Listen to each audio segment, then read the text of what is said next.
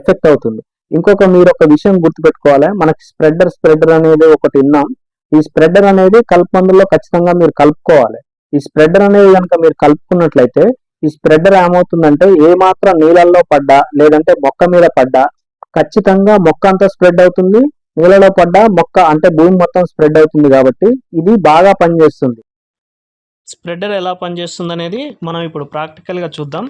ఒక ఆకు మీద మనం నీటిని డ్రాప్స్ లాగా వేయండి. ఎందుకంటే మనం స్ప్రే చేసినప్పుడు మొత్తం మనకి ఉన్నటువంటి వాటర్ కెమికల్ అనేది ఇట్లా డ్రాప్స్ లాగా పడుతుంది. కాబట్టి ఈ డ్రాప్స్ లాగా పడ్డది మనకి ఏమవుతుందంటే స్ప్రెడ్ అవ్వదు. అంటే మనకి మొక్క పీల్చుకొని స్ప్రెడ్ చేసుకోవడానికి టైం పడుతుంది.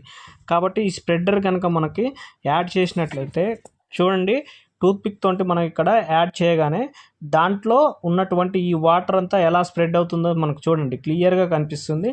ఈ విధంగా స్పీడ్గా స్ప్రెడ్ అవ్వడం అంటే ఏంటంటే మనకి కలుపు మందులు ఆకు మీదనే కాదు భూమి మీద పడ్డప్పుడు కూడా నీళ్ళలో వేగంగా స్ప్రెడ్ అయిపోయి, అంటే ఆ భూమి అంటే మనకు ఉన్నటువంటి మనకు మొక్కకు ఉన్నటువంటి సందులంతా ఫిల్ అయిపోయి మనకి ఈజీగా ఆ సందులో ఉన్నటువంటి కలుపును కూడా మనకి నివారించేటువంటి ఆస్కారం ఉంటుంది. కాబట్టి స్ప్రెడర్ అనేది చాలా యూజ్ అవుతుందని నా యొక్క అభిప్రాయం.